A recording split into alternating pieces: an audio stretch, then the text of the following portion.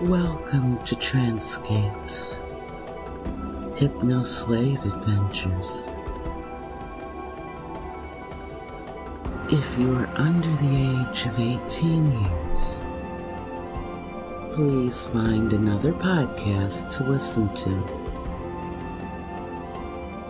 If the subjects of BDSM, hypnotic dominance, or dominance and submission offend you, again, please find another podcast to listen to.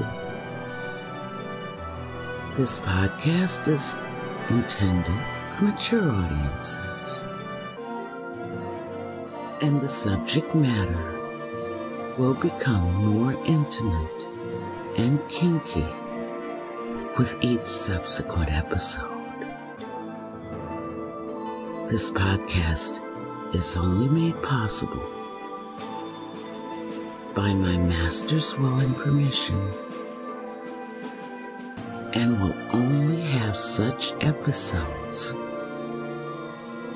as he has pre-approved for Girl to broadcast.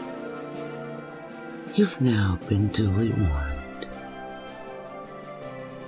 Free music used in this intro, courtesy of musicforyourbids.co.uk.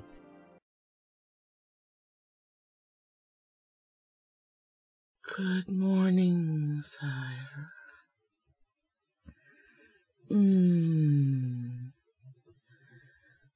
Last night was so delicious. A picnic. Oh my. First,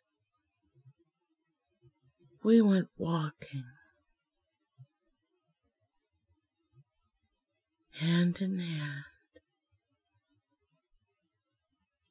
by a broad rushing stream. Eventually, arriving at a meadow with a grassy knoll contained within. We climbed the knoll and sat down, and you handed me the picnic basket, and I spread the cloth that was inside and set out the plates and the tableware, while you opened a bottle of champagne.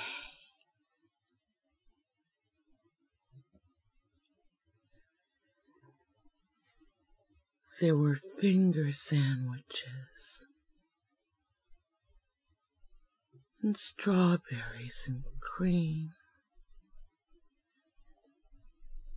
and champagne throughout it all.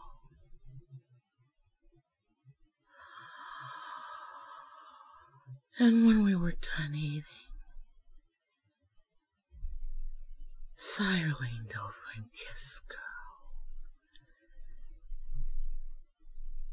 and very slowly, gently, skillfully, worked his seductive magic on girl's body, until girl was crying out, "How can I please you, sire? Oh, how, please, please." Well, first, sire gave girl her favorite treat, master's lollipop. And then, when the lollipop had worked its magic, sire laid girl out on the grass and filled her to the hilt.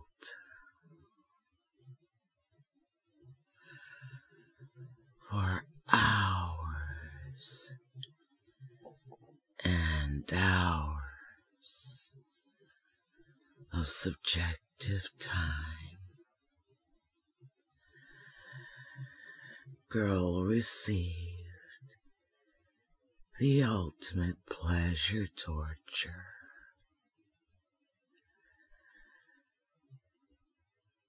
But even that must come to an end. And master finally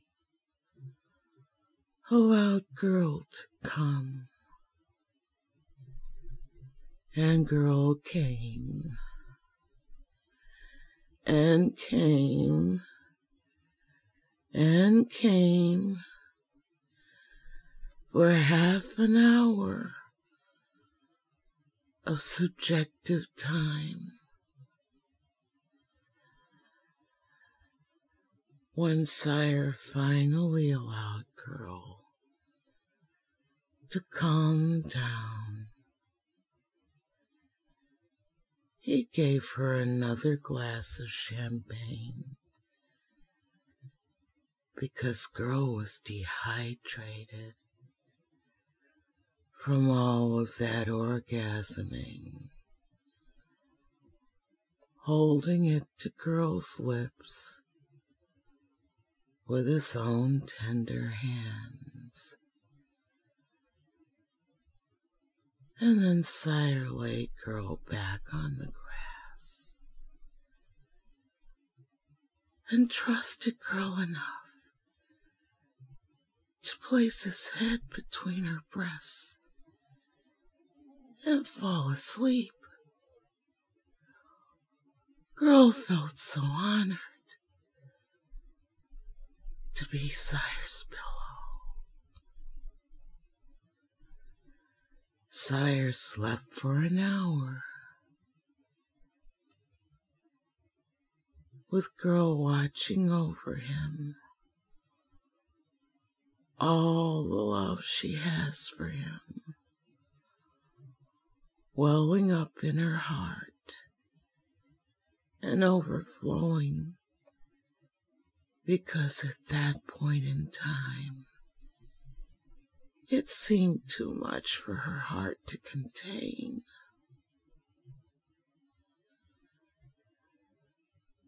When sire finally awakened, we finished the last of the champagne, put away the picnic things, walked back down the knoll, back down the stream or up the stream. Girl doesn't remember which way we went anymore. And sire brought girl home. Next thing girl knows, it's morning and she's in bed, but it's still dark out. So girl thought it would be a good thing to come downstairs and record her recollections of this wonderful bedtime picnic. Thank you, my lord. You are dreamy.